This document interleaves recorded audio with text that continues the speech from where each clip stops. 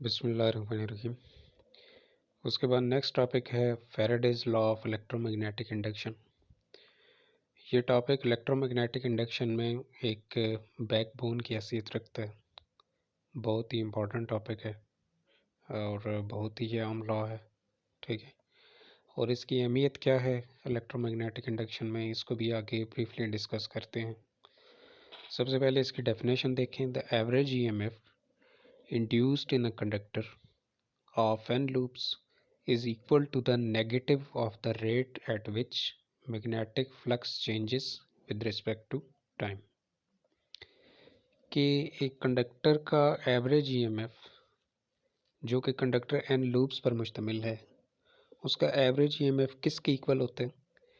Negative of the rate at which magnetic flux changes with respect to time. ये है average EMF.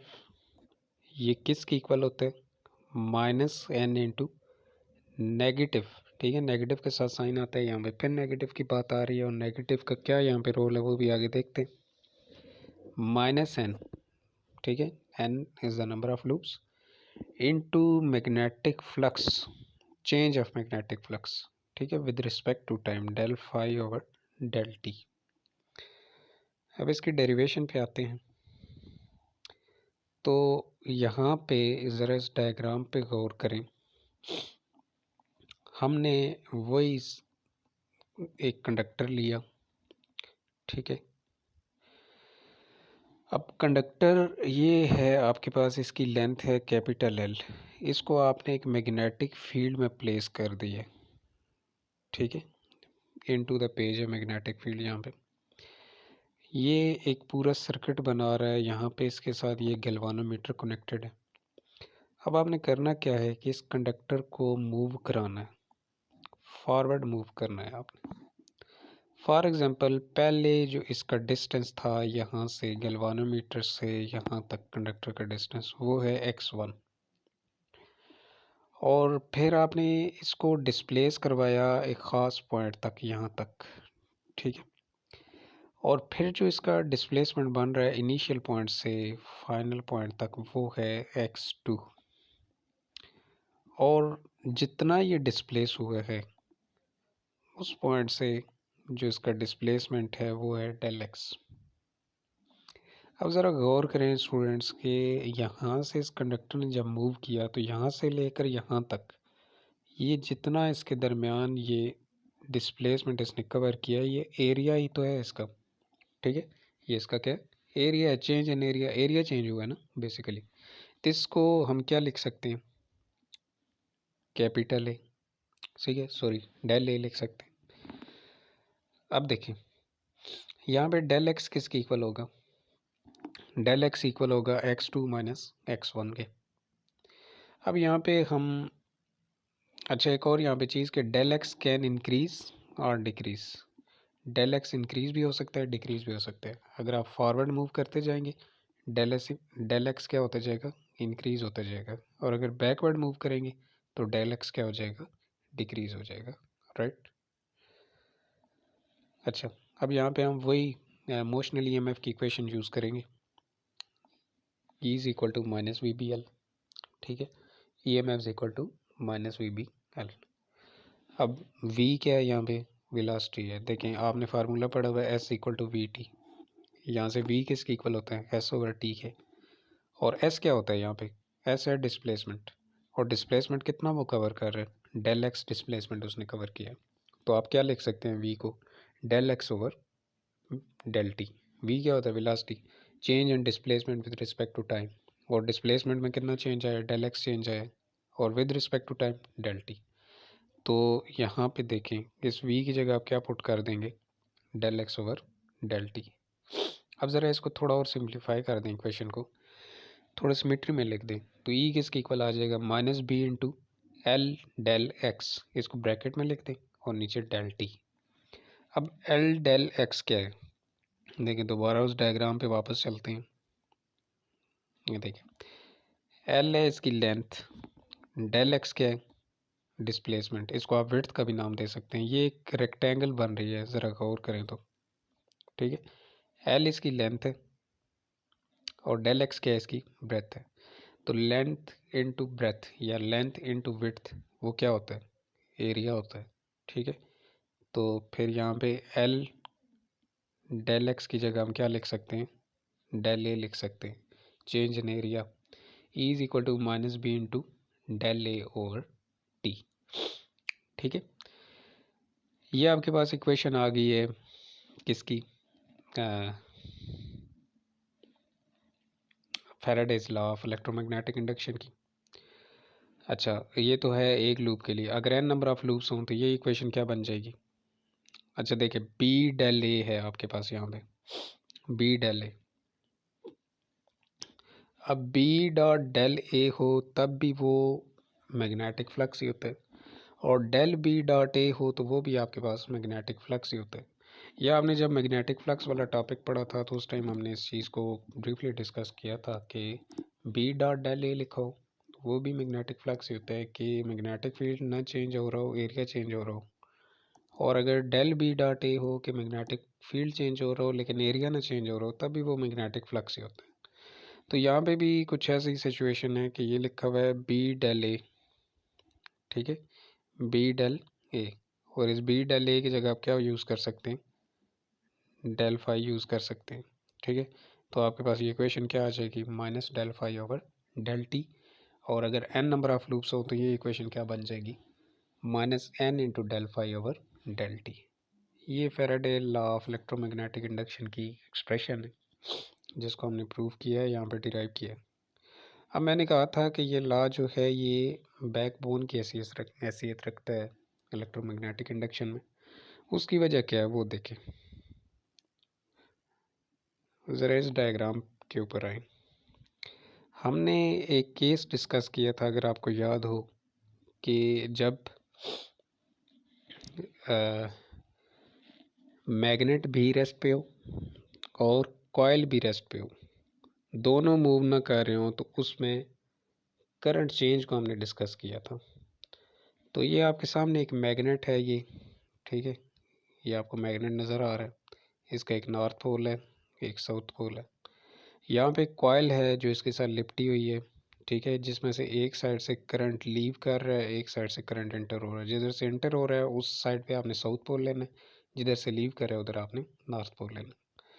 और यहाँ पे एक कंडक्टर है ये, ठीक है, जिसके साथ एक गैल्वानोमीटर अटैच्ड है, और ये इसमें मैग्नेटिक फील्ड लाइंस प्रोड्यूस हो रही हैं जो नॉर्थ टू साउथ पोल हैं, जिनकी डायरेक्शन नॉर्थ से साउथ की तरफ है। अच्छा, अब ज़रा गौर करें कि यहाँ पे कंडक्टर भी रेस्ट पे है, ये कंडक्टर भी नहीं मूव कर रहा, और ये मैग्नेट भी रेस्ट पे है। जब दोनों रेस्ट पे हैं तो ये V किधर से आएगा भाई, ठीक है, V की तो वैल्यू ही नहीं है। अगर हम इसके ऊपर ये लॉ अप्लाई करें, ठीक है, मोशनल ईएमएफ वाला, तो V की वैल्यू हम कहाँ से लेंगे, ना कंडक्टर मूव कर रहा है ना ही मैग्नेट मूव कर रहा है, दोनों मूव नहीं कर रहे, तो V की तो वैल्यू आ ही नहीं सकती।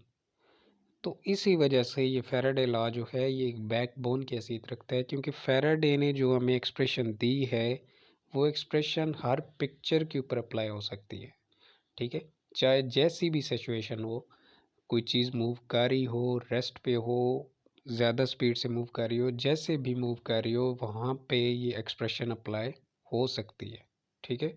और ये एक्सप्रेशन क्या है कि अगर उसके मैग्नेटिक फ्लक्स में चेंज आ रहा है तो वहाँ पे ईएमएफ जनरेट हो रहा है, ठीक है। अगर उसके मैग्नेटिक फ्लक्स में चेंज आ रहा है, मैग्नेटिक फ्लक्स चेंज हो रहा है, तो वहाँ पे ईएमएफ इंड्यूस्ड हो रहा है, ठीक है।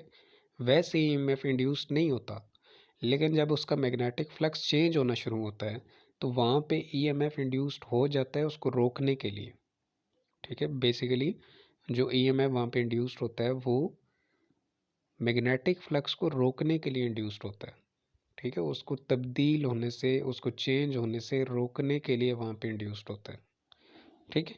तो फैराडे लॉ जो है इसी वजह से बहुत अहमियत का हामिल है। अच्छा, उसके बाद ये आपकी बुक पर भी डायग्राम्स बनी हुई हैं, 3 किस्म की डायग्राम है, ठीक है। यहाँ पे फील्ड लिया गया है इनटू द पेज, और एक गोल डिस्क है जो कि एक इंटर हो रही है ऊपर से, यहाँ पे ये इसके मिड में है और यहाँ से ये इसको लीव कर रही है फील्ड से, ठीक है। अपर साइड से इंटर हो रही है, फिर मिड में आती है और फिर लीव कर रही है। मतलब ये है कि जब ये इंटर हो रही है फर्स्ट पॉइंट में इसमें, तो जहाँ से ये इंटर हो रही है इसका मतलब है कि ये लोअर से हायर की तरफ आ रही है, लोअर पोटेंशियल से हायर पोटेंशियल की तरफ आ रही है। तो यहाँ पे अगर आप राइट हैंड का यूज़ करें, यहाँ पे राइट हैंड अप्लाई करें इसके ऊपर, तो आपने क्या करना है, अपनी फिंगर्स को इन टू द पेज लेके जाना है। आप इसके ऊपर अप्लाई भी कर सकते हैं। अब ये जो यहाँ पे ये डिस्क है, इसके अंदर चार्जेस मौजूद हैं। ये देखिए, इसके अंदर एक पॉजिटिव चार्ज है, ठीक है। अब मैं बेसिकली आपको बताने चाह रहा हूँ कि ये ऊपर जो एरो है ना आपकी बुक में, ये किस वजह से इस डायरेक्शन में। आपने अपने हाथ को इनटू द पेज लेके जाना। आपके थंब की डायरेक्शन फॉरवर्ड होनी चाहिए, ठीक है, राइट साइड पे। और आप अपनी हथेली को देखेंगे कि आपकी हथेली जो है वो क्लॉकवाइज डायरेक्शन में हो जाएगी, ठीक है। इसका मतलब है ये चार्ज ऐसे मूव करेगा इस डायरेक्शन में, ठीक है, जिसकी वजह से इसके ऊपर जो एरो है वो इस डायरेक्शन में। अच्छा, उसके बाद जब ये मिड में आ जाता है, यहाँ पर कोई एरो नहीं है। आप बुक पर भी देखेंगे ना ऊपर एरो है ना नीचे एरो है। उसकी वजह क्या है, देखिए जब ये मिड में आ चुका है तो तब इस पर इक्वल मैग्नेटिक फील्ड अप्लाई हो रहा है, चारों साइडों से इक्वल मैग्नेटिक फील्ड अप्लाई हो रहा है, जिस वजह से इसके जो चार्जेस हैं वो किसी एक डायरेक्शन में मूव नहीं कर रहे। अच्छा, उसके बाद थर्ड डायग्राम, जब ये इसको लीव कर रहा है, इस पे आ जाए। अब यहाँ से ये हायर से लोअर की तरफ जा रहा है, क्योंकि इसका आधा हिस्सा मैग्नेटिक फील्ड के अंदर है यहाँ से, और आधा हिस्सा फील्ड से बाहर है, ठीक है। आधा हिस्सा फील्ड के अंदर है, आधा हिस्सा फील्ड के बाहर है। अब यहाँ पर जब आप राइट हैंड इसके ऊपर अप्लाई करेंगे तो आपकी जो हथेली है वो एंटी क्लॉकवाइज डायरेक्शन में हो जाएगी, ठीक है। अब आपकी हथेली सॉरी एंटी क्लॉक कह रहा हूँ, क्लॉकवाइज डायरेक्शन में होगी। अब आपकी हथेली इस डायरेक्शन में होगी, तो इस वजह से इस पर जो एरो है वो फर्स्ट में अपर साइड पे, और जो थर्ड डायग्राम है उसमें लोअर साइड पे है, क्योंकि अब वो चार्ज जो है वो क्लॉकवाइज डायरेक्शन में रोटेट करेगा। तो जब सिंपल वर्ड में ये कहना चाहूँगा मैं कि जब मैग्नेटिक फ्लक्स डिक्रीज़ हो रहा हो, ठीक है, यहाँ पे डिक्रीज़ हो रहा है, तब चार्ज जो है वो क्लॉकवाइज डायरेक्शन में रोटेट करते हैं। और जब मैग्नेटिक फ्लक्स इंक्रीज़ हो रहा हो तब चार्जेस एंटी क्लॉकवाइज डायरेक्शन में रोटेट करते हैं। ये यहाँ पे मैं ज़्यादा कम्प्लेक्स नहीं करता इसको। इस चीज़ को हमने आगे लेंसेज लॉ में ब्रीफली डिस्कस करना है, ठीक है, कि ये साथ नेगेटिव का साइन क्यों आता है, ठीक है, इस नेगेटिव साइन की क्या अहमियत है। इस चीज़ को हमने आगे लेंसेज लॉ में ब्रीफली डिस्कस करना है। तो मेरा ख्याल है इस टॉपिक में यहाँ तक काफ़ी है, ठीक है। होप सो आपको फैराडे लॉ जो है वो क्लियर हो गया होगा। फिर भी कोई कन्फ्यूजन हो तो मुझसे कंसर्न कर सकते हैं आप।